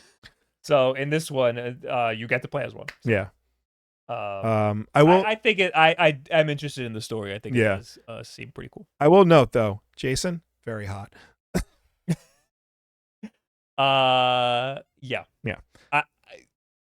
I was expecting the animations to. No, you know what it was? Jason's acting. Don't like it. I think he's got a like gamer like a game guy voice. I know it's not Troy Baker, but it definitely sounds like somebody trying to be Troy Baker. Yeah, it sounds like someone trying to be a video game protagonist. And that's insane to me because like Rockstar, like they don't hire like known actors anymore. But like the people they get are like genuinely very good at this. Yeah. And like for some Grand Theft Auto 3, I'm sorry, Grand Theft Auto 5 was like a movie. Yeah. All of the actors felt like they were really good actors. Unless like that's the point. Unless they want you to think like video game protagonist for Jason. Yeah. You know, maybe. like otherwise like he is like definitely trying to, the voice actor is like definitely trying to like sound like that. But I mean, that's not like a big deal to me. Like, yeah, I'm sure like, look, it's going to be like a 100-hour game. Like there will be plenty to like lose yourself. I'm not happy about that. I know. Man, give me 10 hours. Give me a good 10 hours. I mean, I'll be happy. like again, like now that we know like the hard date it's coming out, and again, it could probably change. Like that gives me time to like, you know, prepare. And I can't play it on PC. I have to play it on PlayStation or Xbox. So that's annoying too. Mm-hmm. But wait, what if I get it on the Microsoft Store? Mm. Then when it comes to PC, well, here's the thing about that. I don't know if that works Xbox to PC. I know it works PC to Xbox. I don't know if it works the other way around.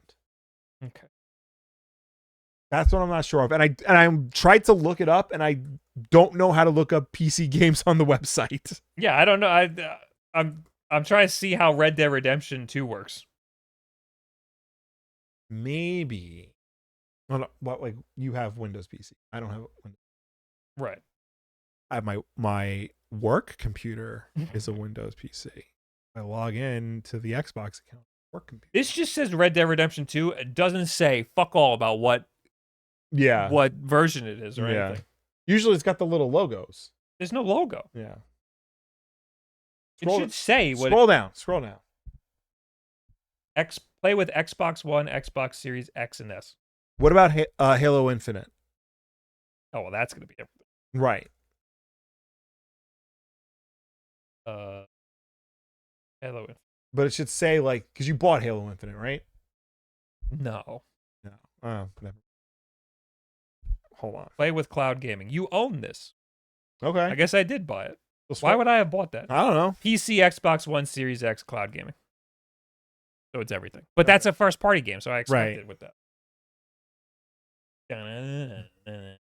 Guys, my dryer cycles. Gears of War on PlayStation is crazy. Oh yeah, that happened too. Yeah, we're getting to that. Like a Dragon works both ways. Yeah, but I want to know how a Rockstar game. Yeah. All right, I'm assuming that it won't work that way with Rockstar. Right. Yeah. All right, moving on. We just real quick, more on GTA 6. Rockstar released a whole lot of pictures, and also all the characters that are going to be in the game. There's a lot of characters, but they also showed off all the different cities in the game. So this picture looks like a video game unless you crop out the left side and you just look at the guy on the right. It looks like a photograph. Yeah. So Grand Theft Auto 6 takes place in the state of Leonida, which Florida, and the towns. Hold on. Why did I pick this article? I thought it was Vice City. Well, yeah, Vice City is like the main town. Okay. So there's Vice City. Vice City, Leonida Keys, which is like their Florida Keys. Grass Rivers, like their bayou, where all the gators are. Port Glenhorn, which I think is like their redneck district. Is this Stavos? Ambrosia, which just has a lot of Hell's Angels, and Mount Kalanga National Park. All of that makes a lot of sense to me. This is the most Florida-ass game you will ever play. Okay. So, Grand Theft Auto 5 took place in a state, like San Andreas was a state, and like, you know, they had different towns. I'm curious as to how big this is going. Is this guy's name Booby Ike? I think his name is Booby Ike. You know what? Would not be surprised. Ooh. Yeah. Or is this guy Booby? Hal is at the low tide of America. Hal Hampton, I think is it. Okay. And then this guy, Booby Ike. Might be. Oh, there's gonna be just such a colorful cast of characters. And then real quick, last note on GTA 6, Jason Schreier posted, nobody I've talked to at Rockstar has believed that fall 2025 was a real window for a very long time. Too much work, not enough time, and what appears to be a real desire from management to avoid brutal crunch. GTA 6 slipping to 2026 has seemed inevitable for months, if not longer. So this was genuinely a long time coming. And it looks like Rockstar genuinely does not want to do crunch anymore. So if that means, it has to be delayed almost a year, then that means it's got to be delayed almost a year. And that's good on them for avoiding massive crunch. Mm-hmm. There's gonna be a whole lot of stuff packed into this game. Yes, because that's how Grand Theft Auto is every time. Yeah. So, I'm sure they got a lot of work to do. Yeah. Okay. That's your Grand Theft Auto corner. Yes. Now we can talk about what people in the chat were talking about. Oh, I skipped this. Microsoft raising the price of. That's massive news. I skipped it. I'm so sorry. Yeah. So they raised the price from $500 all the way to $600. Well, you want to just go through? I'll read my notes and then we'll go through the prices. In an announcement on May 1st, the company said it will be raising the prices of Xbox consoles, controllers, headsets, and some games. The price hike for consoles and accessories kicks in today, May 1st, and while game prices will stay the same for now, we should expect to see Xbox charging $79.99 or $80 for new first-party games around the holiday season. Price increases are taking effect globally, with the exception of headset prices, which are only going up in the US and Canada. Microsoft issued the following statement to IGN. We understand that these changes are challenging, and they were made with careful consideration given market conditions and rising costs of development. Looking ahead, we continue to focus on offering more ways to play more games across any screen and ensuring value for Xbox players. So the prices we're looking at. I'm gonna skip around here. Yeah. Xbox Series X is the big one. Was $500, now it's $600. Yeah. That's insane. That's a $100 price increase. The digital version went from also a $100 increase. Yeah. The Xbox Series S 1 terabyte went from $350 to $430. Yeah. So less than $100. Yeah. The Series S, the regular old one, went from $300 to $380. $80 increase. And then there's the most expensive one is the 2 terabyte Galaxy Edition. Yeah. That was $600 and now it is $730. So that went up $130. So that puts the Xbox Series X at a higher price point than the PlayStation 5 Pro. Or a system that is theoretically just as powerful as a base PlayStation 5. Yeah. Yeah, that's absolutely fucking insane. It's so crazy. I'm sure PlayStation will be raising their prices soon too.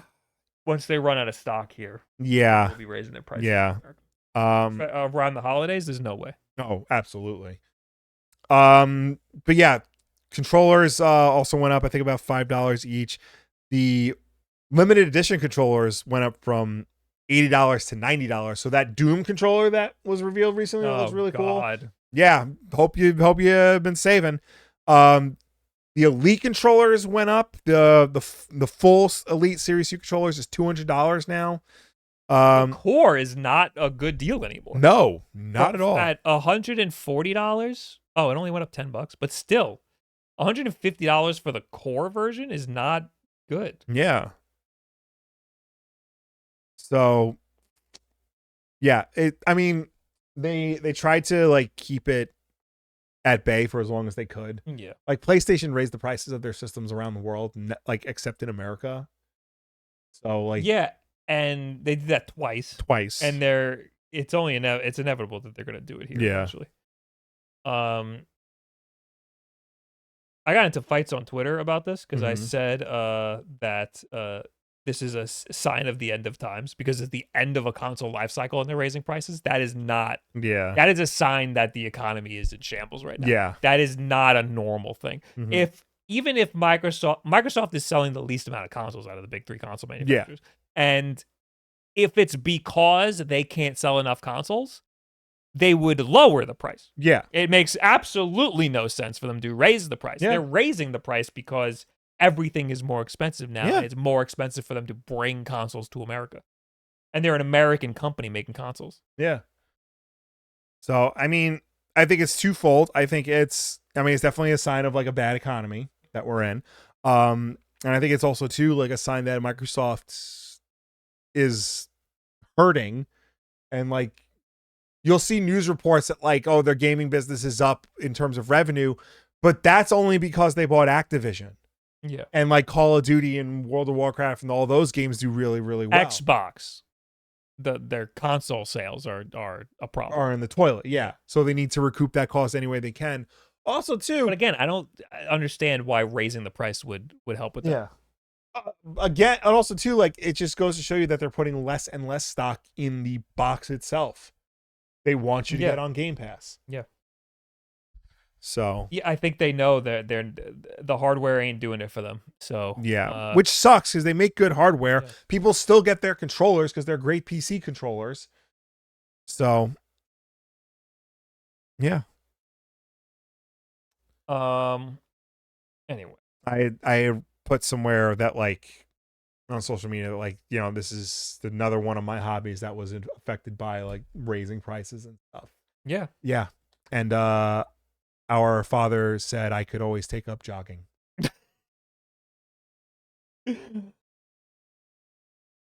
I could. Where do they make running shoes? Yeah. They don't make them here. I'm sorry. Yeah. I do need a new pair of running shoes.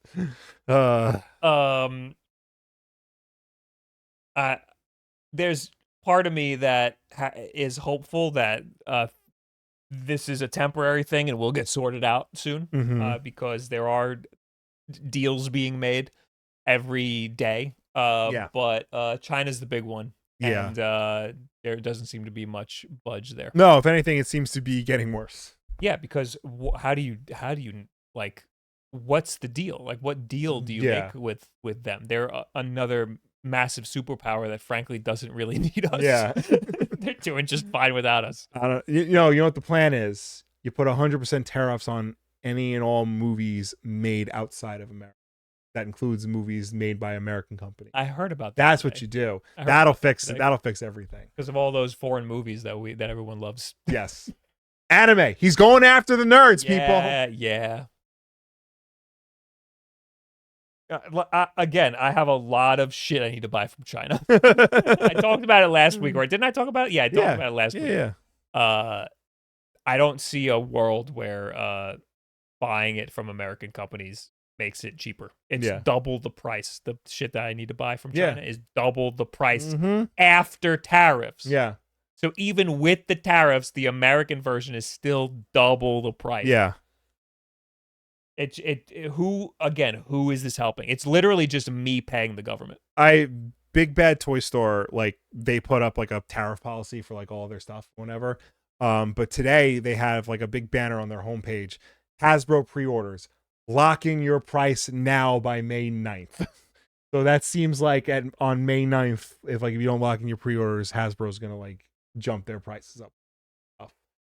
So I'm still confused at how all this works because the tariff happens at the port. So like they're gonna pay the tariff. I know. No, I think anything that's currently in the ocean is fine because it already left port. I'm not sure about that. The way it was explained to me was if it's en route, if it's en route, then it's okay. But like anything that hasn't left port yet is going to be like hit with the tariffs. Okay.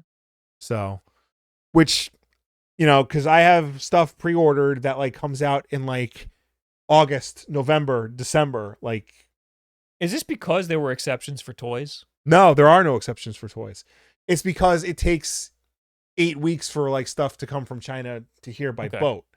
Then why was I paying tariffs already? But that was on PCBs. That was probably preemptive. A lot of people were just raising prices preemptively. Well, it's specifically a tariff charge. Yeah. It says duties and fees. Yeah. Yeah, a lot of that's like preemptive. Like covering their bases so that they don't get like screwed. So where are the toys coming from? Is it China? China.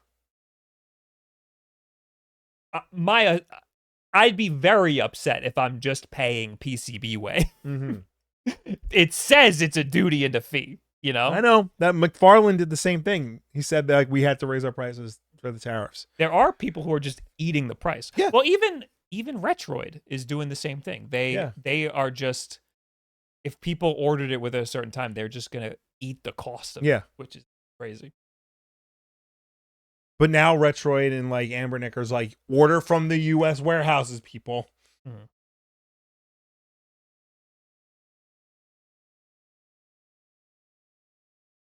Now I need to look into it more because I want to make sure that I'm paying an actual. I mean, why do I want to make sure that I'm paying the government and not PCBWay? Yeah. Someone's taking my money anyway.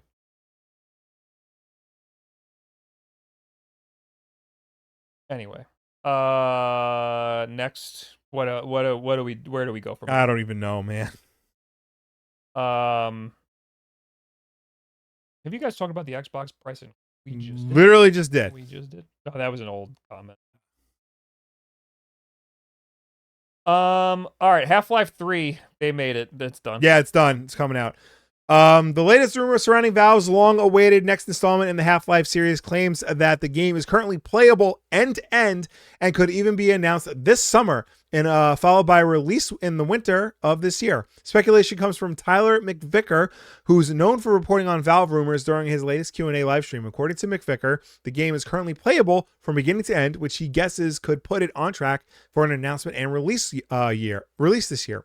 Besides McVicker's hour-long livestream, there have been other recent hints about Valve's progress on the highly anticipated title. In March, Valve concept artist claimed that he was in the room where Valve made Half-Life 3 on CG Voices podcast. In the same month, another Valve leaker, Gabe Follower, claimed that Half-Life 3 would be the end of Gordon's adventure, potentially signaling a non-cliffhanger ending to one of the gaming's best franchises. Outside of these rumors, internet sleuths discovered code referencing HLX, which is widely thought to be the codename for Half-Life 3 and a major update to Deadlock and Dota 2. While these rumors are unconfirmed, they are promising signs of life for Half-Life 3. McVicker said during his live stream that the HLX project won't be another virtual reality game like Half-Life Alyx, and that there are procedural generation features that aren't for terrain generation or roguelike mechanics. Before you get your hopes up, remember that Half-Life 2 recently celebrated its 20th anniversary year. Its 20-year anniversary, and we still don't have any official confirmation from Valve about a follow-up to the game. I think having a roguelike Half-Life 3 could be pretty sick. I don't know, because like Valve's games are like highly like meticulously curated. Yeah. So like I think random like procedurally generated content like would go against like their ethos in a way, unless it's like some wild reinvention of enemy AI. Well, there's just ways to go about procedurally generated like levels. Yeah. There's ways to go about it where you can't really fuck up the experience. Yeah. A good example is a game that I played, 30XX. It's like procedurally generated Mega Man, and it's generated in chunks. So you'll get like a chunk of a level, and then they'll just generate different chunks. So they could curate and design chunks that just go together, and they change and get different. But I think that, I mean, Valve is one of the best developers out there. So if they think that that's the way to go for the game, then that I bet you it'll be great. Yeah. But who knows? Who knows if these people are telling the truth? I would love a Half-Life 3. I don't really like anything else that Valve does. Yeah. Like Portal honestly, and Half-Life, and that's it. Yeah. So like give us Half-Life 3. I played Deadlock. I was not into it at all. Yeah, I tried Left 4 Dead, couldn't. Yeah, Left 4 Dead, I was never really a big fan. It's like fine to like play with friends. Yeah, but it's kind of mindless. Yeah, especially because it's only like 5 levels, 4 levels, whatever it is. So yeah, hopefully it comes out.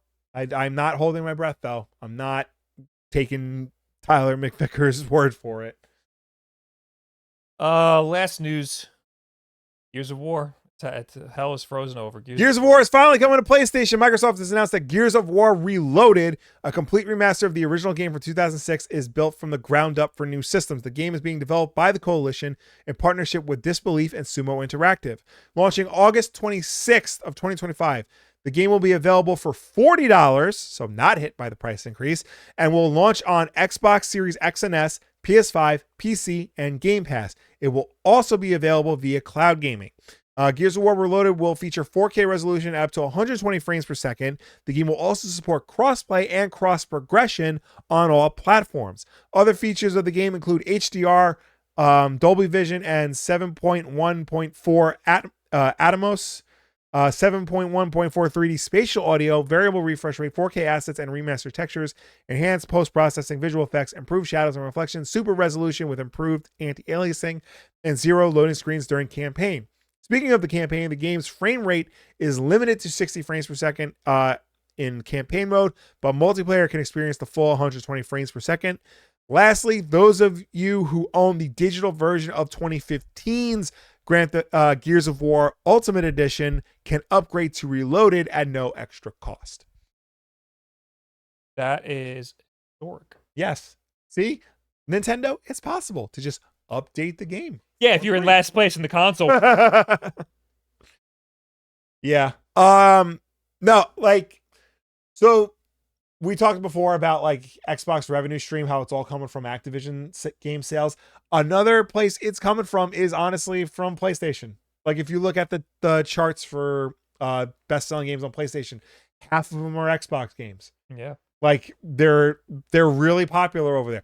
Xbox games are really popular on systems that are not Xbox. So like it's very clear that like, okay, maybe they're still making hardware, but like Microsoft has officially gone Sega at this point. And I think Gears of War, you know, it's not Halo, but it's like number 2 to Halo. It's synonymous with Xbox. Yeah. So when I think Xbox, there's a few franchises that are at the top. Halo is absolutely number 1. Yeah. Gears might be number 2. Yeah. I mean, Forza's up there, but if you're thinking about like top franchises, I'm not gonna put a car. Yeah. up on the like marquee. You're gonna put Marcus Phoenix. I'm gonna put him up there. So this leads me to believe that maybe because there's supposed to be a new Gears of War game coming out, maybe that'll also go to PlayStation. Yeah, probably. Yeah. So I wouldn't be surprised if the next Halo does. I think that they've completely given up. I think that they've opened the floodgates and everything will just go because they know that they stand to make a lot more money opening it up than they would if they didn't.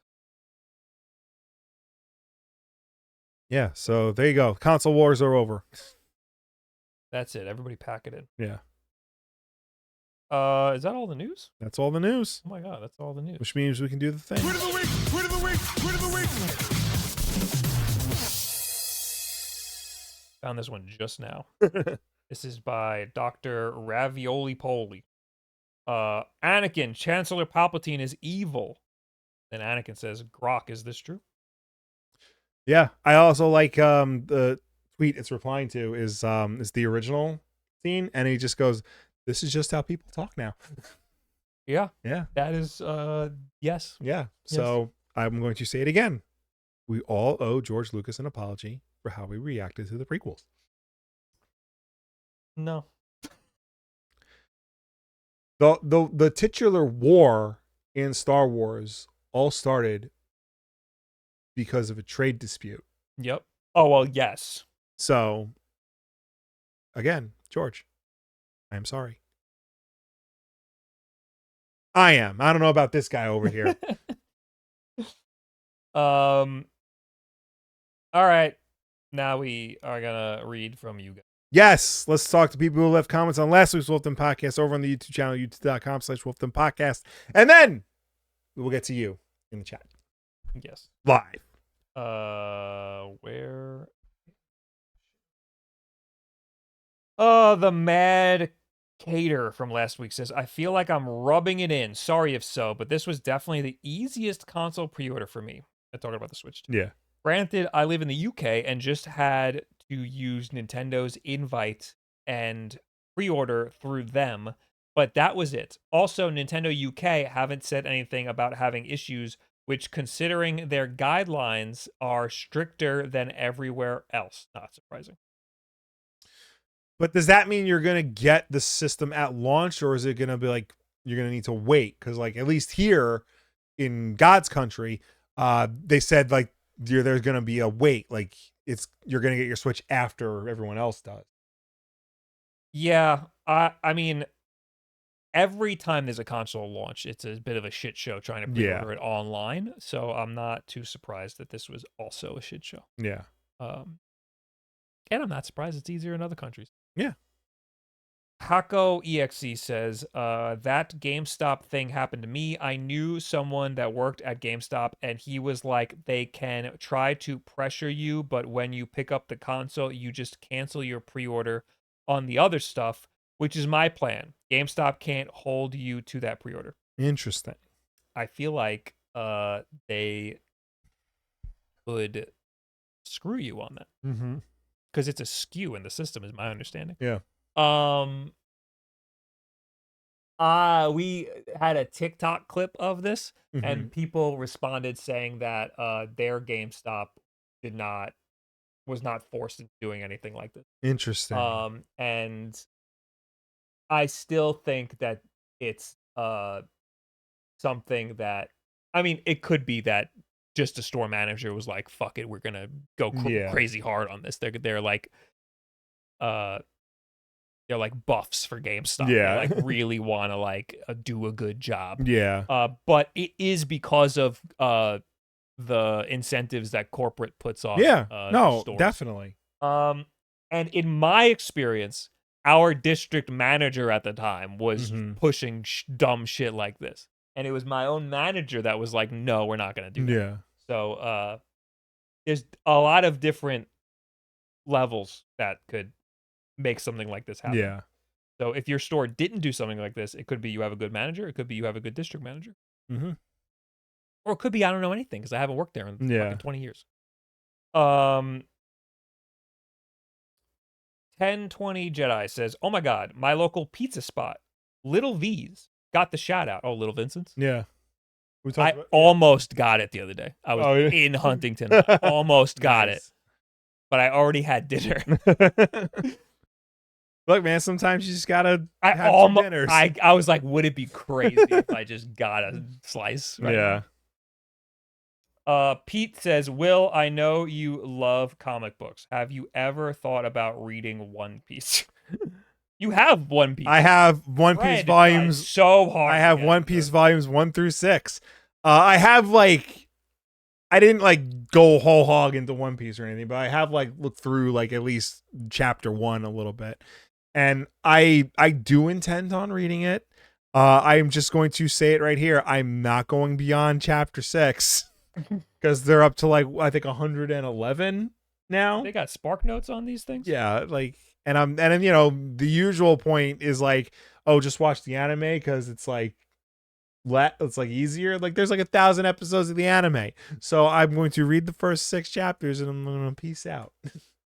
Go back to reading Batman consistently for like 20 years. GWT says, what is white pizza to you guys? I've had white pizza that's Alfredo sauce, and I've had it where it's garlic butter. I think it's literally just I think it's ricotta cheese. Yeah, just ricotta cheese. Yeah, no tomato sauce. I think it's just olive oil and ricotta cheese. Yeah, I mean some of them put like mozzarella and Parmesan on it. Yeah, but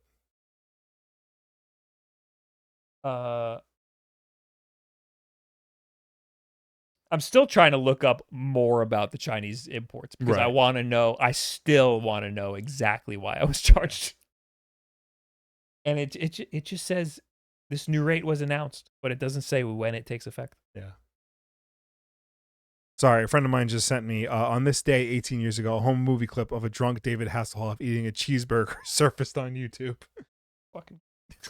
For those of you who are too young to remember, there's a clip of Baywatch TV star David Hasselhoff shirtless in what appears to be a shower, just eating a cheeseburger very drunk. Is it supposed to be an Andy Warhol thing? I interpret it as an Andy Warhol thing. I don't think it was. You think it was just him accidentally filming himself eating a cheeseburger? Yes. Okay. While shirtless and drunk in what appears to be a shower. That is everything from last week. Yes. So now we are in the chat, and everybody is just telling you how many chapters of One Piece there are. Wanting you guys to acknowledge that physical media has still been relevant with PS4 and PS5 and Switch. Games complete without a download required is still normal. Games still advertising if it's required. Okay. Yeah, like, look, like, we're proponents of physical media and all that good shit, but like, at least in terms of games, like, more and more you're seeing like games come that are just basically key cards to the rest of the game. Like, they require day one downloads, they require patches, and like over time, the game you bought is no longer the game you bought at launch. It's something different. Especially if it's a multiplayer focused game. I completely understand that. I see the value in physical media, Yes. and I hope that it sticks around. Mhm. I'm not, we're not like against physical media. Yeah. But more and more people are buying digital because it's more convenient to buy digital, and people are stupid and they're going to do the easiest thing. Yeah. So that's just how the world is, and it's only going to shift harder to digital. Yeah. Especially with the price of things right now. Yeah. Baywatch? Hell no. Knight Rider. You're correct. Knight Rider rules. Sir Griffic sent an article. New smartphone labels for battery life and repairability are coming to the EU. So these are like mandatory labels. That's cool. That is pretty. We should have that here.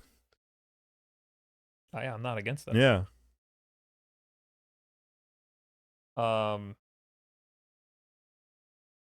You're saying ricotta wrong? How the hell can you call yourselves Italian? We're Americanized. You want me to say ricotta? Yeah. So we'll bring our mom on the show. I got made fun of for saying marinara. Yeah. Or somebody asked me somebody was quizzing me on how to pronounce Italian things, and they asked me to say marinara, and I was like, no, I've never heard an Italian say marinara before. That's just sauce. It pisses me off to no end when I hear Italian people refer to any like red sauce with meat in it as gravy. Yes. That is a New York Italian. Yes. Because like that's just not it. That's it's a just second sauce. generation thing. It's just sauce, people. Yeah. Like, stop it. Gravy is what you put on turkey.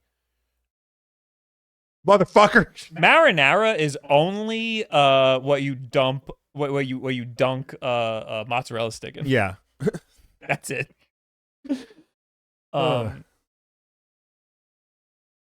Anyway. Bob, amid soaring demand for Nintendo Switch 2, major Japanese retailers are restricting pre-orders to customers who have already spent loads of money with them. I think you sent me this already. Yeah. I heard about that. I'm not Japanese, so I think it does make a little bit of sense.